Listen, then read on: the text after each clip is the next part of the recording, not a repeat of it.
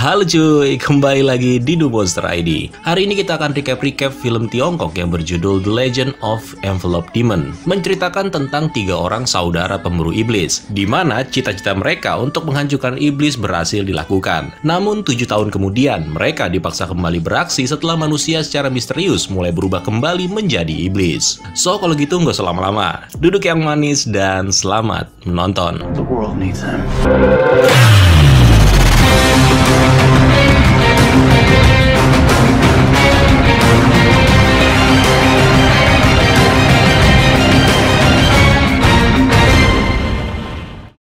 Selama ratusan tahun, dunia dikuasai oleh iblis, yang kemudian menyebabkan umat manusia jatuh dalam kesengsaraan. Di waktu tersebut ada sebuah unsur yang bernama logam atau besi, di mana manusia menggunakan besi-besi itu untuk menciptakan senjata-senjata yang dapat digunakan untuk mengalahkan iblis. Dan sejak saat itu juga terbentuklah yang namanya para manusia pemburu iblis. Cerita kemudian berpindah ke beberapa waktu setelahnya. Di sebuah hutan tampak 2 orang kakak beradik yang lagi bersembunyi dari sesuatu yang mengerikan. Di momen ini, sang kakak sempat memberitahu adiknya supaya jangan khawatir, karena menurutnya para pemburu iblis bakal segera menolong mereka. Tapi tiba-tiba sosok penyihir jahat muncul dan membunuh sang kakak. Namun untungnya si adek masih bisa selamat. Dia berhasil kabur dan berlari sekencang-kencangnya. Sampai kemudian, tiba-tiba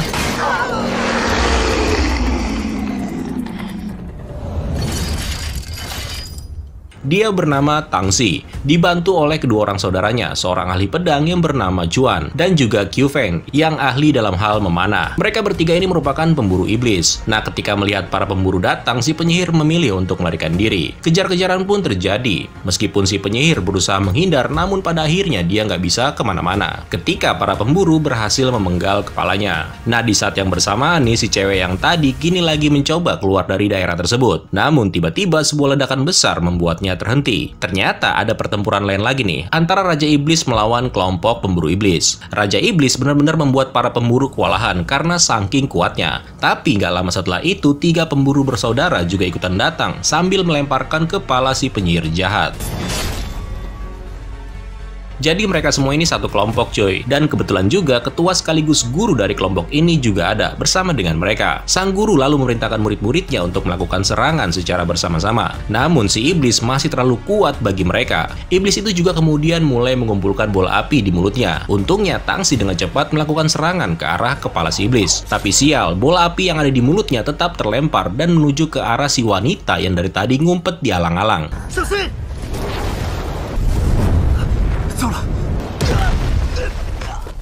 Serangan terus berlanjut yang sampai menyebabkan sang guru terluka cukup parah. Sang guru sempat menancapkan mustika mutiara tepat di tubuh makhluk itu. Karena nggak mau mustika tersebut terlepas dari tubuh si iblis, para pemburu lalu menyatukan kekuatan mereka dalam sebuah serangan terakhir. Sang guru memerintahkan semua muridnya mengorbankan diri mereka untuk mengalahkan Raja Iblis. Nah, pada saat Tangxi juga akan mengorbankan dirinya, tiba-tiba dia menyadari kalau si iblis memperlihatkan wujud aslinya. Di mana Tangxi tahu kalau sosok yang keluar dari mulut si iblis tersebut merupakan titik lemahnya.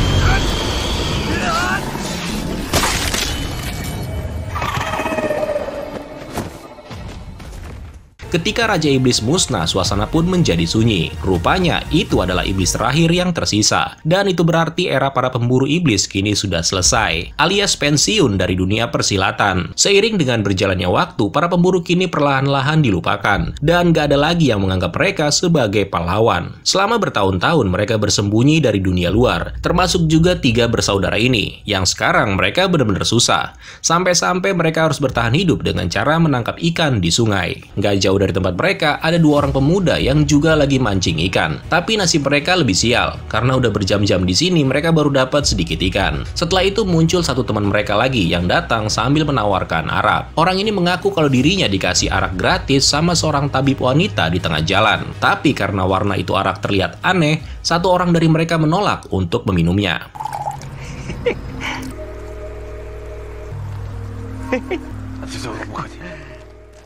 Nggak lama setelah itu, 3 bersaudara yang tadi mau pulang lewat di tempat tersebut. Di sini, Tangsi dan yang lainnya melihat sesuatu yang mengerikan, di mana 2 orang yang tadi minum arak kini berubah bentuk menjadi makhluk mengerikan dan memangsa temannya sendiri. Satu makhluk mencoba menyerang Qiu Feng, namun untungnya Tangsi dengan cepat menghalaunya dan kemudian mematahkan leher makhluk itu. Satu makhluk yang lain melompat ke arah Cuan, tapi Cuan dengan cepat mencabut pedangnya dan kemudian membelah makhluk itu menjadi 2 bagian. Nah, lewat kejadian barusan, Tangsi sempat bingung bagaimana bisa iblis muncul lagi. Dari sana, mereka kemudian mencurigai minuman arak yang sepertinya udah membuat para nelayan ini berubah menjadi mengerikan. Sebelum melaporkan ke guru mereka, 3 bersaudara ini lebih memilih untuk menyelidikinya terlebih dahulu. Ketika sampai di rumah, Tangsi dan yang lainnya dikejutkan dengan kemunculan sosok misterius yang bersembunyi di dalam rumah mereka. Ternyata orang ini adalah teman mereka juga, sama-sama mantan pemburu, yang entah gimana ceritanya orang tersebut sekarang sedang terluka parah. Mau nggak mau, mereka berencana membawanya ke klinik. Tapi di tengah jalan tanpa sengaja nih, identitas mereka sebagai pemburu iblis ketahuan. Hal itu bisa diketahui dari tangannya, di mana lengan bagian kiri semua pemburu itu pasti memiliki perbedaan, atau dengan kata lain sudah diganti dengan logam. Suasana pun menjadi tegang ketika para warga jadi kaget dan sekaligus pengen menghakimi para pemburu ini. Bahkan Cuan sempat terpancing emosinya, sehingga membuat semua orang menjadi panik dan ketakutan. Next, setelah itu mereka tiba di klinik. Di sana mereka bertemu dengan pacarnya Qiu Feng yang bernama Cai Xiang. Terus ada juga dokter baru yang bernama Lu. Nah, jadi si Lu ini adalah si wanita yang dulu pernah diselamatkan oleh Tangsi pada waktu kemunculan Raja Iblis sebelumnya. Tapi sayangnya Tangsi nggak mengenalinya lagi. Singkat cerita, pemburu yang terluka tadi kini tersadar kembali. Pemburu yang bernama Hyang ini bercerita kalau iblis sudah kembali. Hal itu dia ketahui ketika sedang melakukan penyelidikan perihal banyaknya kasus warga yang menghilang secara misterius. Si pemburu kemudian meninggal karena akibat luka-luka yang dideritanya. Nah, demi mencari tahu penyebab kenapa iblis-iblis bisa muncul lagi, Tangsi dan yang lainnya memutuskan untuk pergi ke tempat pembuatan arak. Namun belum juga berangkat, mereka tiba-tiba dihadang oleh segerombolan prajurit yang meminta untuk bertemu dengan Pak Wali Kota. Ketika bertemu dengan Wali Kota, Tangsi lalu bercerita kalau di luar sana banyak sekali orang-orang yang udah menjadi korban dari serangan iblis. Tapi setelah mendengar cerita itu, Pak Wali Kota seakan-akan nggak percaya dan bahkan dia nggak peduli. Dan bukan cuma itu, Pak Wali Kota juga memerintahkan anak buahnya untuk menangkap Tangsi dan yang lainnya. Karena saking bencinya Wali Kota ini sama yang namanya pemburu iblis. Sebenarnya para pemburu ini bisa aja gitu mengalahkan semua orang yang ada di ruangan ini. Tapi karena banyak pertimbangannya, akhirnya mereka terpaksa mengalah dan kemudian dijebloskan ke dalam penjara. Namun belum lama di penjara, tiba-tiba Lu datang dan menyelamatkan mereka. Dari sana, Tangsi dan yang lainnya kemudian melanjutkan penyelidikan ke tempat pembuatan arak. Rupanya kedatangan mereka sudah diketahui, di mana seseorang terlihat memberikan arak kepada para pekerja yang sedang tertidur, yang mengakibatkan para pekerja kini bermutasi menjadi monster ikan. Tangsi yang sudah tiba di gudang penyimpanan akhirnya mengetahui kalau arak-arak yang dibuat ini ternyata telah dicampur oleh darah iblis. Namun gak lama setelah itu, tiba-tiba sesuatu terjadi. Para monster ikan muncul dan membuat semua orang menjadi terpisah. Cuan dan Qiu Feng bersama-sama mengejar makhluk-makhluk jahanam itu. Sementara Tangsi sibuk menjaga Lu. Enak bener cuy. Nah, nggak lama setelah itu terdengar lagi nih sesuatu di atas bangunan.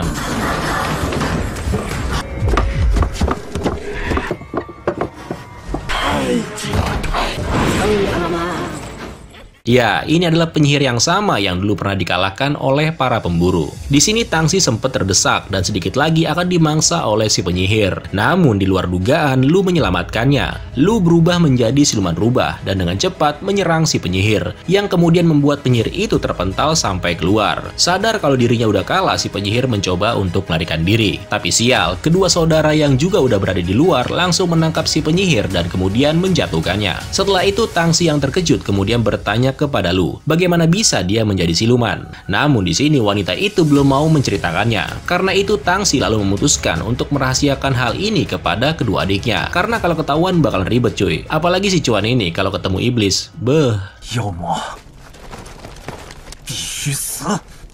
Nggak lama setelah itu muncul nih anak buah wali kota yang menyalahkan para pemburu karena udah berani lari dari penjara. Nah, nggak pakai banyak omong, Cuan langsung melemparkan kepala penyihir tepat di depan para prajurit, sekaligus ingin menunjukkan kalau iblis beneran ada. Dari sana para pemburu kemudian dibawa kembali untuk bertemu dengan Pak Wali Kota. Tapi bukannya berterima kasih, Pak Wali Kota Chang Chi-men ini malah mengusir para pemburu. Wali Kota nggak mau kalau wilayah yang dipimpinnya ini jadi nggak aman karena kehadiran mereka. Nah, karena nggak punya pilihan, Tangsi dan dan kawan-kawan akhirnya pergi meninggalkan Pak Wali Kota. Next, setelah itu para pemburu kembali ke klinik. Di sana Tangsi sempat merenung tentang bagaimana bisa gitu profesi mereka sebagai pemburu iblis yang dulunya dikagumi, sekarang malah nggak disukai oleh banyak orang. Dan bukan cuma itu, pacarnya Qiu Feng yaitu Chai Xiang datang sambil marah-marah kepada Qiu Feng. Dia marah kenapa mau gitu diusir sama wali kota. Karena dengan begitu mereka nantinya nggak akan bisa bertemu kembali. Nah, demi mempertimbangkan hal-hal tadi, Tangsi pada akhirnya juga setuju dan menolak untuk pergi dari kampung mereka. Kemudian setelah itu Tangsi akhirnya mengetahui kalau Lu adalah sosok wanita yang dulu pernah dia selamatkan. Pada waktu terkena bola api, Lu sebenarnya sudah mati.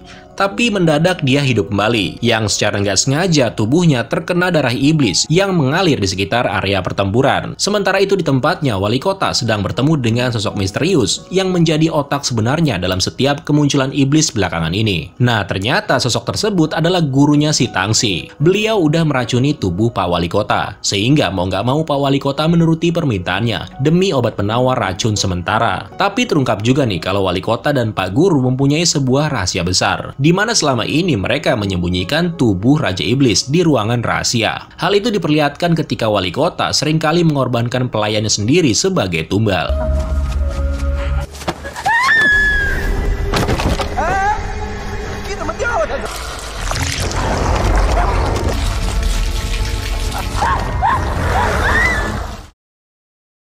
Sebenarnya, Pak Wali Kota juga mempunyai rahasia lain tanpa sepengetahuan Pak Guru. Dia berniat melepaskan Raja Iblis lebih cepat dari yang direncanakan. Karena Raja Iblis ini berjanji akan memberikan penawar bagi penyakit Wali Kota. Dan dengan begitu, maka dia bisa bebas dan membalaskan dendamnya kepada para pemburu. Kemudian esok harinya, Tangsi kini berencana untuk menyelinap masuk ke rumah Pak Wali Kota. Setelah sebelumnya dia mendapat kabar dari seorang bocah tentang adanya tempat rahasia yang selama ini disembunyikan oleh Wali Kota. Singkat cerita, setelah berhasil melewati para penjaga dan masuk ke dalam kamar Pak Wali Kota, Tangsi sampai di ruangan rahasia yang dimaksud. Di sana, Tangsi menemukan mustika yang sama yang dulu pernah dipakai oleh gurunya pada saat mengalahkan Raja Iblis. Sementara itu di tempat lain, Qiu Feng bertemu dengan pacarnya Chai Xiang dalam rangka untuk memperbaiki hubungan mereka. Namun suasananya menjadi aneh ketika Chai Xiang bertindak seperti nggak biasanya. Dia mencoba merayu Qiu Feng. Nah, ternyata ini adalah bagian dari rencananya untuk menjebak Qiu Feng, yang seakan-akan membuat Qiu Feng sebagai pelaku pelecehan. Qiu Feng lalu digiring dan dihadapkan oleh para warga. Qiu Feng yang merasa nggak melakukannya kemudian menjadi marah dan kecewa. Dia lalu menusukkan pisau ke tangan dan juga dadanya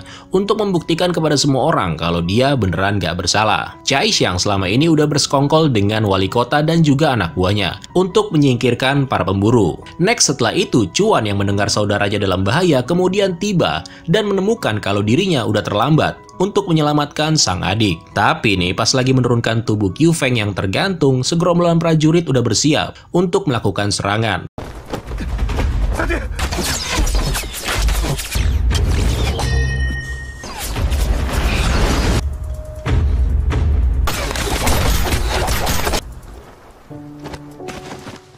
Semuanya ini juga merupakan bagian dari rencana Pak Wali Kota. Bahkan sebelum Chuan mati, Pak Wali Kota juga menunjukkan sosok iblis yang kemudian muncul untuk membalaskan dendamnya. Malam harinya, Tangsi yang baru aja kembali mendapati kalau kedua adiknya udah nggak bergerak lagi. Tapi entah bagaimana ceritanya, pokoknya si Chuan ternyata masih bisa bertahan hidup. Mengetahui hal itu, Tangsi lalu membawa saudaranya itu ke klinik, di mana dia meminta Lu untuk melakukan pertolongan. Namun rupanya Lu nggak bisa menolongnya. Karena itu, Tangsi nggak punya pilihan lain selain membawa Chuan menuju ke rumahnya para pemburu iblis, tempat dia dibesarkan menjadi seorang pemburu. Di sana, Tangsi lalu bertemu dengan gurunya dan memintanya untuk mengobati Chuan, sekaligus menanyakan kenapa mustika milik gurunya berada di tangan Pak Wali Kota. Mendengar hal itu, tiba-tiba sang guru malah menyerang Tangsi. Dari sana akhirnya terungkap nih kalau si Pak Guru inilah yang menyebabkan bencana iblis terjadi. Jadi logam atau batu yang ada di setiap lengannya para pemburu mengandung terlalu banyak kekuatan yang bisa aja menyebabkan peperangan dalam memperebutkan elemen tersebut. Batu itu hanya bisa dihancurkan ketika manusia atau inangnya mati, seperti yang direncanakan Pak Guru ketika memerintahkan semua pemburu mengorbankan nyawa mereka ketika menghadapi Raja Iblis pertama kalinya. Makanya itu para pemburu harus mati demi memastikan perdamaian di antara umat manusia. Pak Guru sengaja membayar semua orang untuk bisa melancarkan rencananya, termasuk membuat semua orang membenci para pemburu.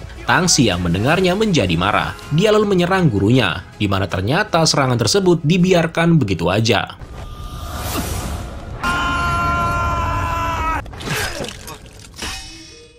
Dari sana Pak Guru lalu mengatakan kalau batu iblis harus dihancurkan. Nah, sebelum mati Pak Guru memberikan mustika miliknya kepada Tangsi demi untuk mengalahkan Raja Iblis. Sementara itu di sisi lain, Lu yang lagi menemani Chuan dikejutkan dengan kemunculan Raja Iblis yang ternyata bersembunyi di tubuhnya Chuan. Pertarungan pun terjadi antara Lu melawan Raja Iblis. Meskipun sudah berubah wujud, Lu bukanlah lawan seimbang baginya. Di luar dugaan, Raja Iblis nggak membunuh Lu, tapi dia malah memilih untuk merasuki tubuh Chuan.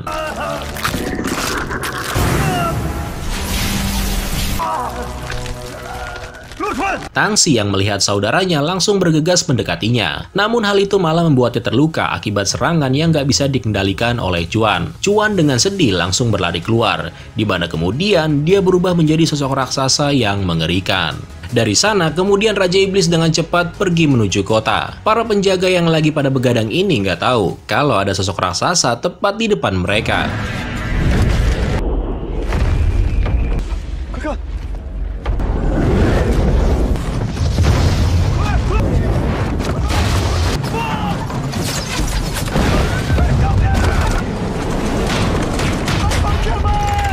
Tembok pertahanan beserta rumah-rumah warga menjadi porak-poranda. Nah, Pak Wali Kota yang mengetahui langsung keluar. Tapi blow-onnya Pak Wali Kota ini mengira kalau si iblis tersebut masih mau gitu memberikan obat penawar racun yang mereka sepakati. Di mana si iblis rupanya langsung mengepalkan tangannya dan kemudian melayangkan tinjunya tepat ke arah Pak Wali Kota. Nah, nggak lama setelah itu, Tangsi yang masih dalam keadaan terluka akhirnya datang sambil menunggangi kuda. Tangsi langsung terbang dan menaiki tubuh Raja Iblis. Di sana dia menemukan adiknya Chuan yang terbungkus di dalam kulit si Raja Iblis. Pada saat Tangsi berusaha untuk menyelamatkan adiknya, Raja Iblis dengan cepat menyentil tubuh kecil Tangsi sehingga membuatnya terjatuh. Nah, ternyata selama ini para pemburu iblis lainnya itu bersembunyi di antara masyarakat. Tapi kali ini mereka bersama-sama keluar dan menunjukkan diri mereka masing-masing. Para pemburu yang baru muncul ini lalu bersama-sama menyerang si Raja Iblis, sekaligus mengorbankan diri mereka sama seperti yang dilakukan oleh saudara-saudara mereka ketika pertama kali melawan Raja Iblis. Pada saat yang bersamaan, tampak sehelai kelopak bunga yang terlihat jatuh, yang mencoba untuk membangunkan Tangsi yang sedang pingsan. Ternyata pada saat Tangsi sekarat, Lu mengorbankan dirinya.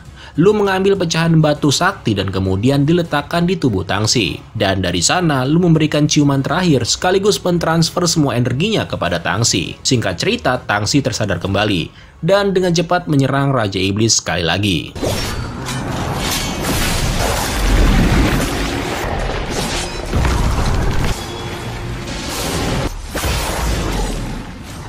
Melihat Raja Iblis akan tumbang, Tangsi menusuk punggungnya, yang kemudian membuat makhluk tersebut menjerit kesakitan. Tangsi juga nggak lupa menyelamatkan Chuan.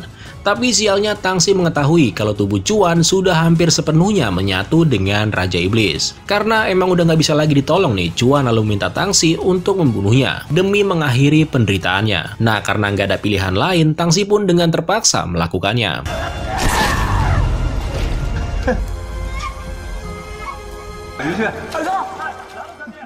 Semua orang yang melihatnya bersorak kegirangan atas kemenangan mereka melawan iblis. Mereka bahkan kini menganggap Tangsi sebagai pahlawan. Namun apa yang dirasakan oleh Tangsi tentunya berbeda. Dia sudah kehilangan semuanya, termasuk guru, adik-adiknya, dan pacar tentunya.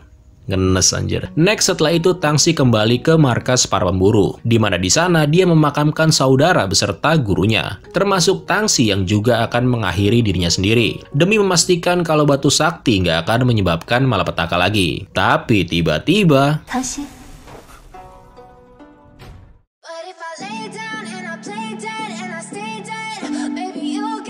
kira-kira seperti itulah ceritanya cuy. Yang udah nonton filmnya gimana menurut kalian? Bagus nggak? Menurut gua oke lah ya. Udah gitu nggak terlalu banyak dialog yang membosankan di dalam filmnya. Jadi masih dapat lah ya aksi laga dan pertarungannya. So kalau gitu sekian dulu untuk hari ini. Terima kasih buat yang udah nonton dan sampai jumpa di video selanjutnya. Keren lo semua. Ciao.